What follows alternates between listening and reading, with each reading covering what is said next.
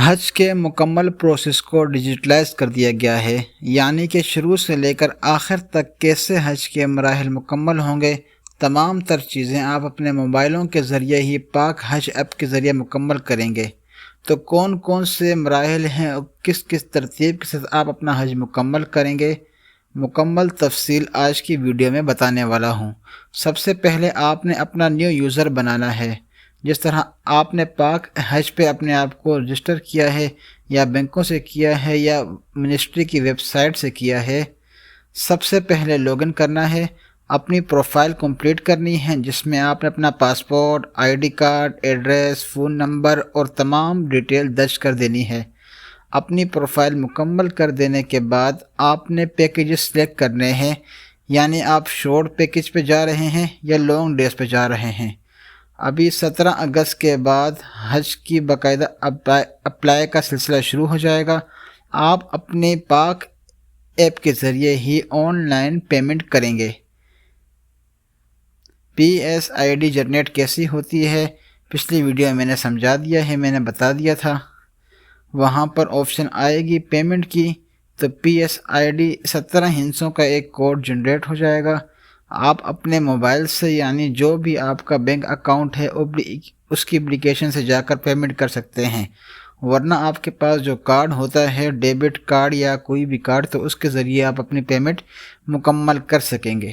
حج کی جو پیمنٹ ہے، جو شارٹ حج پر جائیں گے ان کو 6.5 لاکھ روپے جمع کروانے ہوں گے، اور جو لانگ ڈیز پہ جائیں گے ان کو 6 لاکھ روپے جمع کروانے ہوں گے۔ بقیہ جو پیمنٹ ہیں وہ اکتوبر میں یا نومبر میں آپ کو مکمل پیمنٹ جمع کروانی ہوگی۔ آپ کی پیمنٹ کا جب پروسیس مکمل ہو جائے گا، یعنی حج کے لیے آپ مکمل اپلائی کر لیں گے، آپ مکمل اپلائی ہو گیا ہوگا آپ کا حج کے لیے، تو اب آپ کے پاسپورٹ کو اور ڈاکومنٹس کو ویریفائی کیا جائے گا۔ آپ کا پاسپورٹ 6 نومبر 2027 تک ویلڈ ہونا چاہیے۔ اگر اس سے پہلے ایکسپائر ہو رہا ہے یا آئی ڈی کارڈ ایکسپائر ہو رہا ہے تو لازمی طور پر ابھی بھی ٹائم ہے، اس کو آپ رینیو کروا لیں۔ اور حج کے اپلائی کے ٹائم آپ کے پاس پاسپورٹ ہونا ضروری ہے، بے شک آپ کے پاس اوریجنل پاسپورٹ ہو یا پاسپورٹ کی کاپی ہو، آپ کے پاس پاسپورٹ ہونا لازمی ہے۔ جب آپ کا حج اپلائی ہو گیا، سارا پروسیس مکمل ہو گیا، تو آپ کے آگے کے مراحل شروع ہو جائیں گے، یعنی حجاج کو اب حج کی ٹریننگ کروائی جائے گی۔ تو ٹریننگ کے لیے آپ کے تمام شہروں میں، تمام اضلاع میں سینٹر قائم کیے جائیں گے۔ آپ وہاں پہ جا کر حج کی ٹریننگ حاصل کر سکتے ہیں۔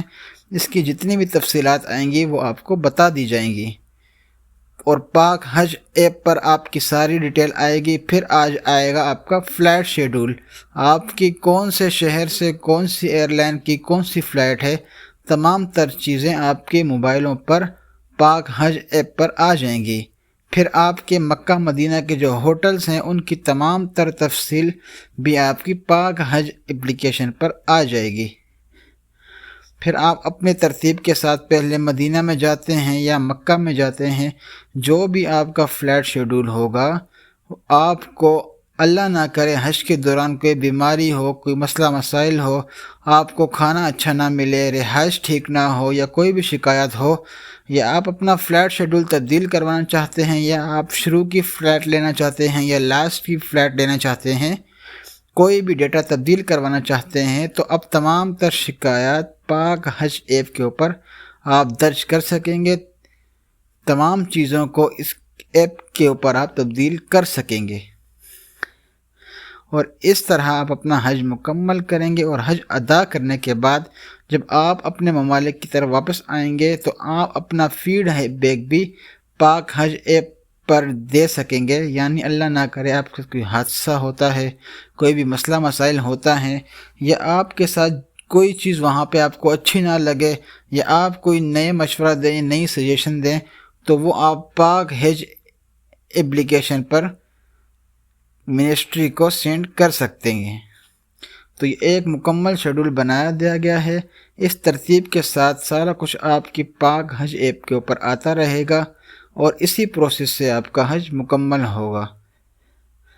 تو اگر آپ نے بھی ابھی تک اپنے موبائلوں میں پاک حج اپلیکیشن انسٹال نہیں کی اور حج 2027 میں جانے والے ہیں تو لازمی طور پر اپنی پاک حج اپلیکیشن کو رجسٹر رکھیں۔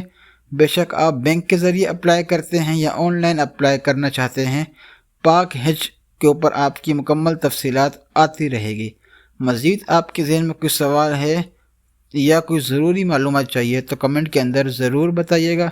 اگر آپ نے ابھی تک مجھے سبسکرائب نہیں کیا تو سبسکرائب لازمی کر لیں تاکہ حج، عمرہ، مکہ، مدینہ کے حوالے سے لیٹسٹ اپڈیٹ جو بھی ہو سب سے پہلے آپ تک پہنچتی رہے۔ دعاؤں میں یاد رکھیے گا۔ تب تک کے لیے اللہ حافظ۔